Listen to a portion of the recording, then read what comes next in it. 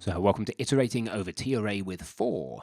In this video, we will be using an auto-reference as an auto-reference type, automatically iterating over a TArray, going through all the elements in it.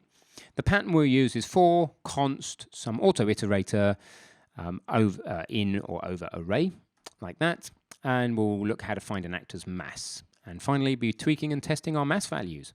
By the end of the video, you'll be in a situation where something like this will be happening. We will be able to go across, grab the table, put it down, and when we're standing on the pressure plate with the table, the doors are open, and then we grab a chair and stick it on top of the table. Look at this, and move away, the doors are open, and we are free. So that's cool. See you soon.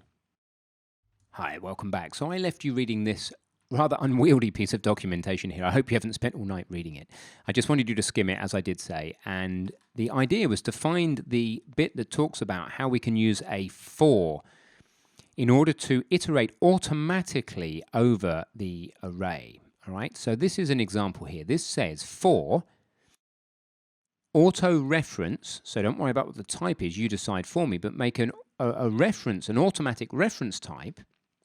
Call the iterator, the thing that changes each loop, str, and then iterate across strarr, string array. So for auto-reference, string in string array, basically is how I would read that. Do some stuff. And it goes through for as many elements as there currently are in string array, doing things. So it's very neat and tidy, and it knows when the end of the array is, and it's just kind of really meaningful and simple. So let's go ahead and use a syntax very much like that now and get our thingamajig working. Okay, so we have overlapping actors here, and we need to use this range-based for loop to go through them, firstly printing out their names, and then secondly adding up the mass. But of course, it's not that easy. I want you to do it. So iterate over overlapping actors using that syntax I showed you in the beginning and just then. For each actor found, log their name out to the console, and as a bonus, add their masses together and test that this whole method works. Now, I've got a hint coming up. If you don't want the hint and you want the bigger challenge, just pause right now. And then the hint's coming now, which is that if you are going to go and add those masses, the class you need to find is uPrimitiveComponent. That's the thing you're going to need to find on the actor, and furthermore, you're going to need to go ahead and then find the mass from that. Okay, pause the video and at least log out the names of all these guys if you possibly can using that for syntax and the documentation. And I'll see you in a moment. Okay, welcome back. So let's take a look at this. What we want is for. Then we want auto-reference, because we don't want to be typing the type of an iterator. We don't really care. But it's going to be an actor, and it's in the overlapping actors. Okay. So for every actor in the overlapping actors, do something. By the way, I'm going to just to reinforce things, pop a const in here. Why? Because I want to just emphasize that the actor does not change in this process. We just receive the actor and do something with it. We don't change it. At this point in the video, I made a mistake, and thank you to Ahmed for pointing this out over on our community site. I've put you a link in the resources to explain the issue in further detail, but basically the ampersand should have been changed to a star here. The reasons for this are a little bit beyond the scope of this lecture, so as I say, go and follow the link in resources over to the community site. It'll take you to a post called Iterating over TArray with 4, and that will explain it in much more detail. Okay, so for each actor, what are we going to do? Well, what is this actor, firstly? It's a pointer to an actor. So we're going to use the arrow operator. Then we're going to find component by class, and the class is uPrimitiveComponent.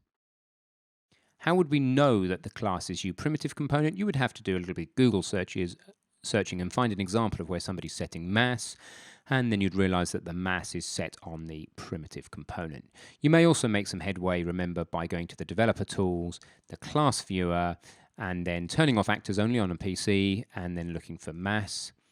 May give you some results. It doesn't tell me anything here. So in this case, just search if I wasn't here to help you. But I am here to help you, and I'm telling you that what we want to do is get a primitive component. That's a method.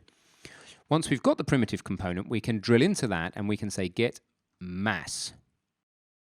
Okay, so that returns the mass. Pretty cool. In fact, what we're doing is saying total mass plus equals, so total mass equals total mass, plus the mass of the actor we found in this loop. Then we keep going around the loop. Cool, hey? So let's do a quick log. Just say that what we've got. UE log, warning, log temp, warning, text. Remember, we have to pass it text, and then we're going to pass it something like %s on pressure plate. And what is %s? Well, it's going to be the actor, get name, and remember that we have to use a star, which means contents of. Okay, fantastic. Let's go ahead and just check a couple of things. The chair mass needs to be sensible. So what is the chair mass? 10. That's very light for a chair. My chair's 15, the one I'm sitting on right now, so let's use 15. I'm sitting on a different world chair, spelt very strangely. Okay, so what's the mass of the table? Let's call it 25. So 15 and 25 add up to 40.